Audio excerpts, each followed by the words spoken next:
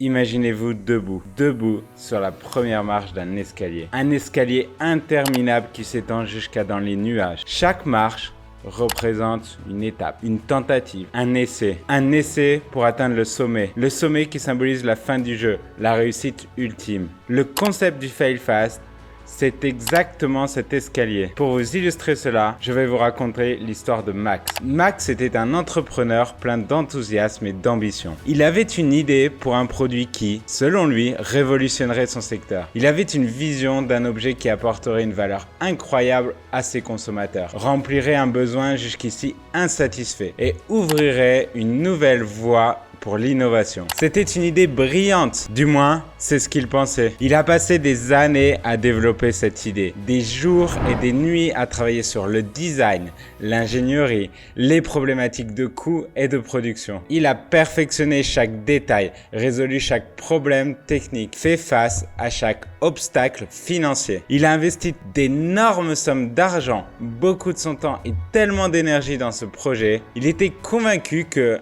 un jour, sa persévérance et son travail acharné seraient récompensés. Et finalement, ce jour arriva. Max avait lancé son projet. Il était impatient de voir le monde l'adopter. Mais alors qu'il attendait les ventes et les éloges, il n'a rencontré qu'un silence désespérant. Les consommateurs n'étaient pas du tout intéressés. Les critiques étaient peu enthousiastes, les ventes étaient quasiment inexistantes. Bref, c'était un échec cuisant. Comme vous pouvez l'imaginer, Max était désespéré. Pourquoi son produit n'avait pas décollé? Il était parfait à ses yeux. Il avait travaillé si dur, investi tant. Il ne pouvait pas comprendre pourquoi le marché ne partageait pas son enthousiasme. La raison était pourtant simple. Max n'avait pas testé son idée avant de la lancer. Il était tellement convaincu de la valeur de son produit qu'il n'avait même pas pris la peine d'en parler autour de lui et de valider que au moins un consommateur serait prêt à l'acheter. Il n'avait pas étudié le marché. Il n'avait pas cherché à savoir si les gens avaient besoin de ce produit ou s'ils étaient même prêts à payer pour cela. Il avait fait une supposition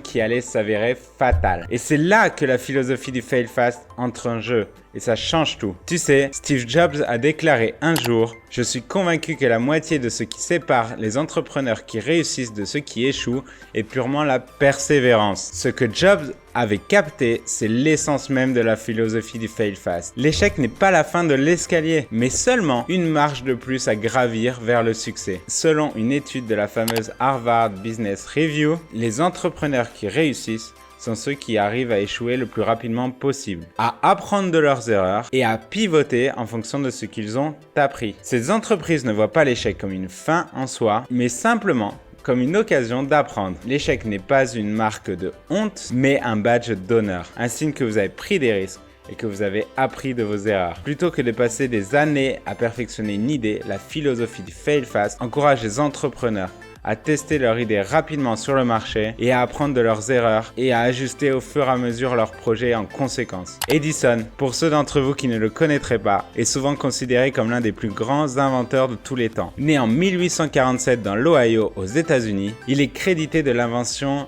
de nombreux appareils qui ont profondément influencé la vie telle que nous la connaissons aujourd'hui. Des appareils comme le phonographe, la caméra de cinéma et bien sûr l'ampoule électrique. C'était à la fin des années 1870. La course était lancée pour développer une source de lumière électrique pratique et abordable. Beaucoup de brillants esprits de l'époque se sont essayés à ce défi, mais ils ont tous échoué. Les prototypes créés jusqu'alors étaient soit trop chers, soit trop peu fiables, soit trop dangereux. Oui, dangereux. Certains pouvaient même tuer immédiatement toute personne à moins d'1 mètre de l'ampoule. C'est dans ce contexte qu'Edison a commencé ses expérimentations. L'ambition d'Edison était simple. Créer une source de lumière qui soit sûre, économique et durable. Mais la réalisation de cette tâche était loin d'être simple. Edison et ses assistants ont travaillé jour et nuit sans relâche au fin fond de leur laboratoire pour créer l'ampoule. Et qu'est-ce qui s'est passé à votre avis? Eh bien, ils ont échoué. Encore et encore. Ils ont essayé différents matériaux. Pas seulement 2, mais des milliers de matériaux. Ils ont même testé de la fibre de coton, du bois de bambou. Mais malheureusement, sans succès. Chaque essai n'était autre qu'une déception. Une autre façon de faire ce qui ne fonctionnait pas. Mais ce qui était remarquable chez Edison, c'était sa réaction face aux échecs. Au lieu de se laisser abattre, il a choisi de transformer chaque échec en une façon d'apprendre. Il a justement déclaré « Je n'échoue pas. J'ai simplement trouvé 10 000 façons de faire qui ne fonctionnent pas. » Finalement, Après des mois d'essais et d'erreurs, Edison et son équipe ont trouvé une solution. Ils ont découvert qu'un filament de coton carbonisé dans une ampoule sous vide pouvait briller pendant plus de 13 heures, ce qui était largement suffisant pour les besoins de l'époque car ça pouvait durer plus d'une nuit. Et la lumière fut, l'ampoule électrique était née. Et avec elle, le monde a complètement changé pour toujours. L'ampoule a rendu la lumière électrique accessible à des millions de personnes. Elle a complètement transformé notre façon de vivre, de travailler, de jouer. Elle a littéralement illuminé le monde. L'histoire d'Edison est une puissante leçon pour nous tous. Elle nous montre qu'échouer n'est pas une fin, mais plutôt le début. Chaque échec est une occasion de s'améliorer, d'apprendre et de grandir. Alors, rappelez-vous, lorsque vous vous lancez dans la quête de création d'une entreprise, que ce soit une start-up technologique, une boutique en ligne ou une agence de conseil, vous êtes comme Edison. Vous essayez de créer quelque chose de nouveau, quelque chose qui n'a jamais été fait avant, quelque chose qui pourrait, dans une certaine mesure, impacter le monde, changer le monde. Alors, à chaque fois que vous faites face à un échec, rappelez-vous de Thomas Edison. Et rappelez-vous, si Thomas Edison n'avait pas choisi de faillir vite, si lui et son équipe n'avaient pas appris rapidement de leurs erreurs, le monde aurait pu rester dans l'obscurité totale à jamais. Un autre exemple plus récent. En 2005, au cœur de la Silicon Valley, là où des idées audacieuses et révolutionnaires éclosent chaque jour, Odeo, une jeune entreprise prometteur, venait de naître. Elle avait une vision, transformer le média à travers le podcasting. Vous trouvez cela surprenant? Pourtant, à l'époque, les podcasts n'existaient pas. Oui, ils n'existaient pas. C'était un nouveau moyen de partager des idées, des histoires et des informations. Et Odeo était bien placé pour devenir un leader mondial de ce domaine naissant. Le futur était brillant, mais comme dans toute histoire digne d'intérêt, un revirement brutal de situation allait intervenir. Un Goliath est entré sur la scène, menaçant de renverser le David naissant qu'était Odéon. Ce Goliath n'était autre que Apple, la multinationale technologique bien établie et respectée. Lorsqu'Apple a intégré la fonctionnalité de podcasting à iTunes, le ciel d'Odéon s'est soudainement assombri. Comment une start-up pouvait-elle rivaliser avec une entreprise de renommée mondiale? C'était comme si un tout petit poisson essayait de défier une baleine dans une bataille pour la domination de l'océan. Face à la menace, Odeo aurait pu continuer à lutter, essayer de défier Apple sur son propre terrain. Il aurait pu s'accrocher à son idée originale, espérant qu'une stratégie différente ou un coup de la chance les aurait aidés à surnager. Mais pas du tout. Au lieu de cela, ils ont choisi une approche audacieuse et un exemple du fail fast. Ils ont orchestré une tempête créative sans précédent. Une manifestation audacieuse connue sous le nom d'un hackathon. Dans ce théâtre de l'innovation, chaque employé est non seulement encouragé, mais défié à transcender son imagination, à transcender les limites de la pensée conventionnelle. C'est dans cette atmosphère électrique d'innovation et de créativité qu'est née une idée qui allait changer la face du monde numérique tel que nous le connaissons aujourd'hui. Une plateforme de microblogging qui permettait aux gens de partager des mises à jour de leur vie en temps réel. Et savez-vous ce qu'était cette idée? C'était le début de Twitter. En reconnaissant rapidement que leur premier plan ne fonctionnerait pas et en changeant de cap avec audace, Odeo a réussi à se transformer l'échec de la plateforme de podcasting en un tremplin vers quelque chose de plus grand. En fin de compte, ils n'ont pas seulement survécu à la tempête, mais ils ont réussi à créer une plateforme qui a révolutionné la façon dont nous partageons et nous consommons l'information.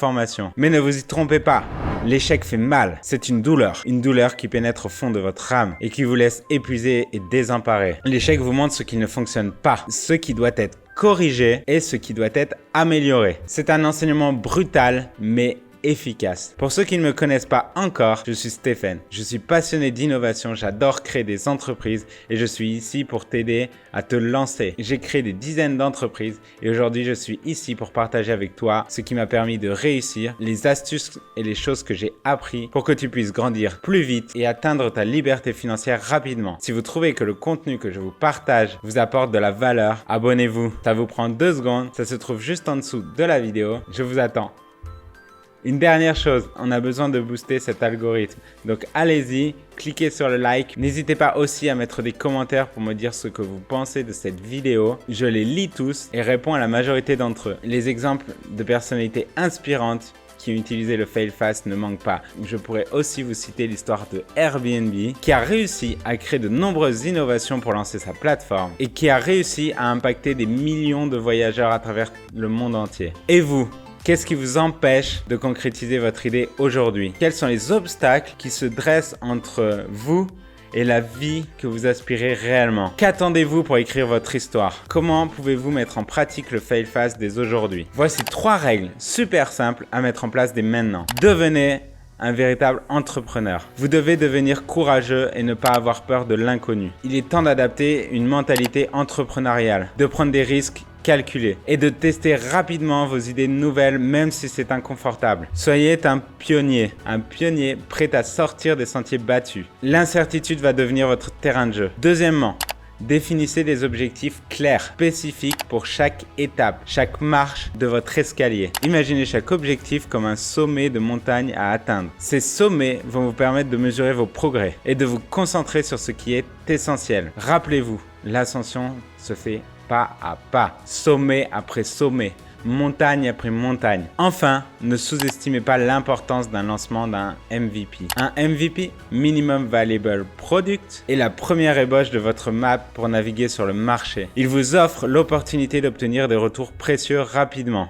et d'ajuster votre projet en fonction de cela. Accueillez ouvertement les critiques, elles sont là pour vous aider à améliorer votre produit ou service. Mais au-delà de ces 3 règles, il y a un principe fondamental que vous devez retenir. L'importance d'itérer rapidement en fonction des résultats et des retours que vous obtiendrez. Soyez comme un navigateur qui ajuste constamment son cap en fonction des conditions météorologiques. Ne restez pas attaché à une idée ou à une solution si elle ne fonctionne pas. Soyez prêt à pivoter, à apporter des ajustements en conséquence. N'oubliez pas, cultivez un esprit résilient et voyez chaque échec comme une opportunité d'apprentissage. Chaque échec est un rocher sur votre chemin. Au lieu de l'éviter, utilisez-le comme une marche pour monter plus haut. Les erreurs ne sont pas à craindre, elles sont là pour vous aider. Ces règles ne sont pas simplement des stratégies d'entreprise. Elles sont une façon de vivre, de prendre des risques, de définir des objectifs et d'embrasser les échecs. Parce que c'est ce qui signifie être un entrepreneur. Alors rappelez-vous que l'échec n'est rien d'autre qu'une pièce de monnaie qui vous permet de payer le péage vers la liberté. C'était Stéphane, c'est toujours un plaisir d'être parmi vous. Indiquez-moi dans les commentaires quels étaient vos plus gros échecs et ce que vous en avez appris. Et on se retrouve très bientôt pour une nouvelle vidéo. À bientôt!